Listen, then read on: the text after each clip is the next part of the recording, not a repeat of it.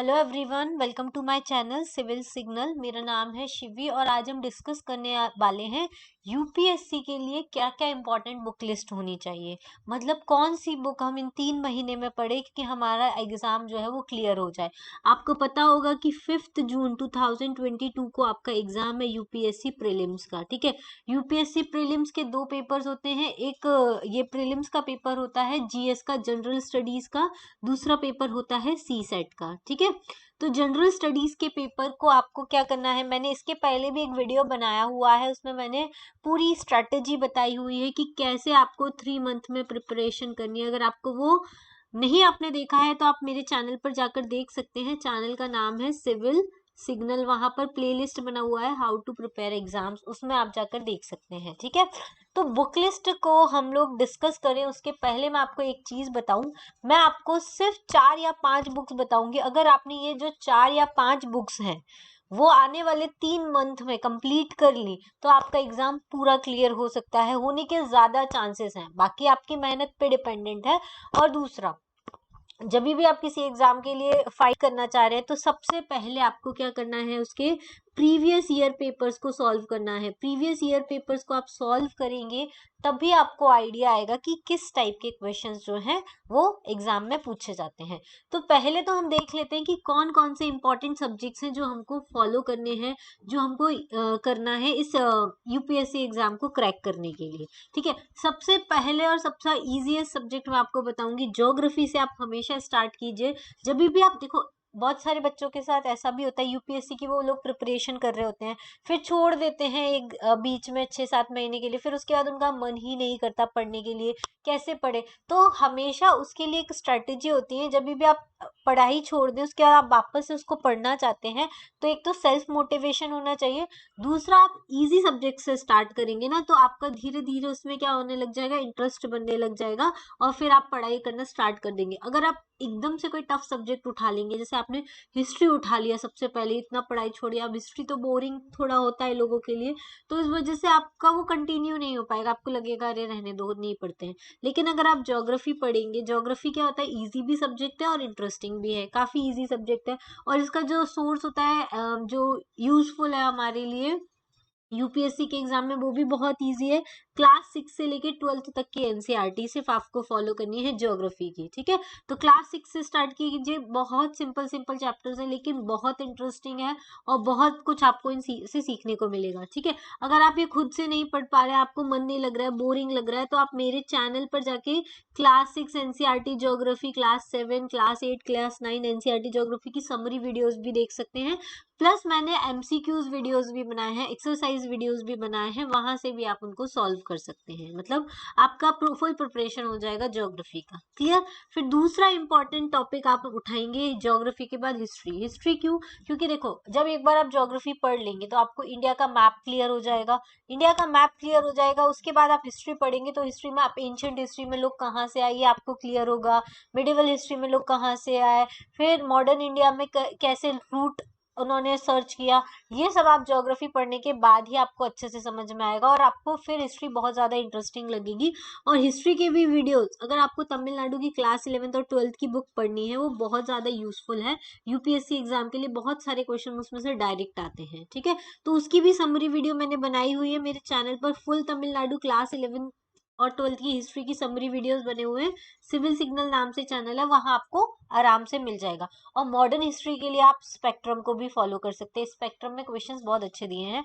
Mains में spectrum ज्यादा काम में आता है, लेकिन हाँ प्रीलिम्स में भी कुछ बहुत सारे जो स्टेटमेंट्स होते हैं वो डायरेक्टली स्पेक्ट्रम से लिए हुए होते हैं, इसलिए स्पेक्ट्रम भी आप पढ़ सकते हैं। तीसरी इंपॉर्टेंट बुक है, ये तो आपके लिए पॉलिटी का रामबाण है, इससे आपके पॉलिटी के सारे जो क्वेश्चन है वो बन जाएंगे। पॉलिटी की है एम लक्ष्मीकांत। ठीक है, एम लक्ष्मीकांत आपको जरूर पढ़ के जानी है यूपीएससी के एग्जाम में। अगर आपने पहले ही पढ़ी है 1-2 बार तो इसको रिवाइज करके जाइए। अगर आपने नहीं पढ़ी है तो इसके समरी वीडियोस देखिए, आपको यूट्यूब पर बहुत सारे वीडियोस मिल जाएंगे, मेरे चैनल पर भी आपको वीडियोस मिल जाएंगे, आप पॉलिटी वहां से पढ़ सकते हैं। ठीक है, फिर 4th नंबर का आता है इकोनॉमी। इकोनॉमी के लिए आपको 3 चीजें पढ़नी है। ठीक है, पहला तो आप पढ़ेंगे रमेश सिंह की समरी, या तो आप यूट्यूब वीडियो से पढ़ो तो ज्यादा अच्छा है क्योंकि अभी आपके पास सिर्फ 3 मंथ बचे हैं।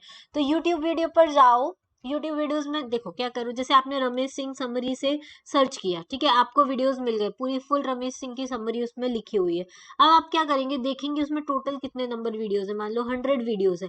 फिर आपको टारगेट बना के चलना है कि मुझे एक दिन में कितने वीडियोस खत्म करने हैं और उन वीडियोस को कितनी जल्दी मैं खत्म कर सकता हूँ। जैसे मान लो इकोनॉमी का आपने टाइम लिया 10 डेज का, तो आपको ये मान लो फॉर एग्जांपल 100 वीडियोस तो नहीं होंगे, 70 वीडियोस जैसे आपको मिलेंगे, तो 70 वीडियोस आपको इन 10 डेज में खत्म करने हैं। मतलब 7 वीडियो पर डे का आपको टारगेट रखना पड़ेगा और उसी हिसाब से आपको पूरा का पूरा क्या बनाना पड़ेगा, अपना टाइम टेबल बनाना पड़ेगा, ठीक है। तो जिन बच्चों ने पहले से पढ़ा है तो उनको तो सिर्फ रिवाइज करना है। तो इकोनॉमी में आप रमेश सिंह से रिवाइज कीजिए, बजट कर लीजिए इस बार का 2022 का, और इकोनॉमिक सर्वे कर लीजिए, ये 3 चीजें कर लिए।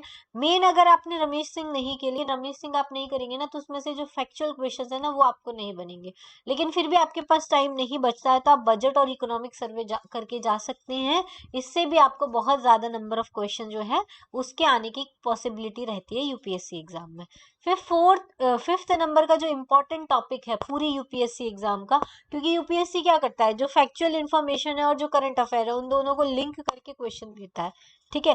तो आपको ये फैक्ट वाले चीजें तो पढ़नी है, उसके बाद करंट अफेयर्स उनको लिंक करना है। तो करंट अफेयर्स के लिए सबसे बेस्ट सोर्स होगा हमारा विजन आईएएस का पीटी 365, जो 22 मार्च को लॉन्च होने वाला है। ये पूरा आपको सब्जेक्ट वाइज पीटी 365 मिलेगा 1 ईयर का। कितने ईयर का? 1 ईयर का।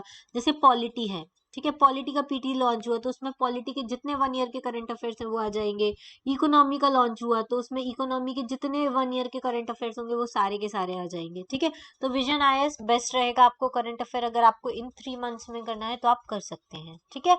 फिर आएगा हमारा एनवायरमेंट। एनवायरमेंट में क्या आएगा, एनवायरमेंट और इकोलॉजी के लिए आपको ज्यादा कुछ करने की जरूरत नहीं है, सिर्फ क्लास 12th की बायो की जो बुक है उसके लास्ट 4 चैप्टर्स कर लीजिए, यूनिट 10 नाम से है वो।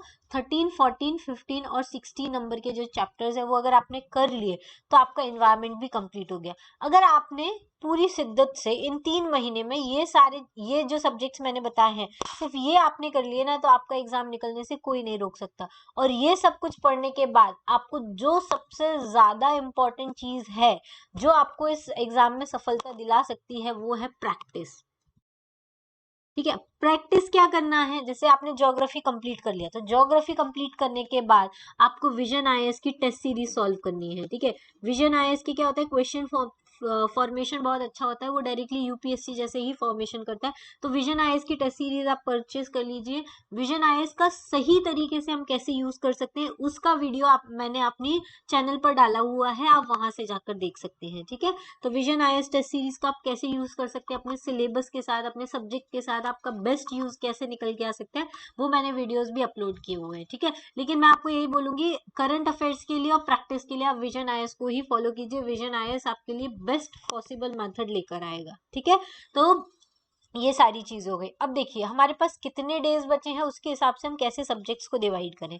अब जैसे हमारे पास अगर हम 12 मार्च है, जैसे आज से 12 मार्च है और हमारा एग्जाम है 5 जून को, लेकिन हम 2 जून तक खत्म कर लेंगे, किसी को बाहर एग्जाम देने जाना है या 1-2 दिन पहले रिविजन करना है तो उसके लिए हमने ये टाइम रखा हुआ है, 2 जून तक आपकी पूरी प्रिपरेशन हो जानी चाहिए।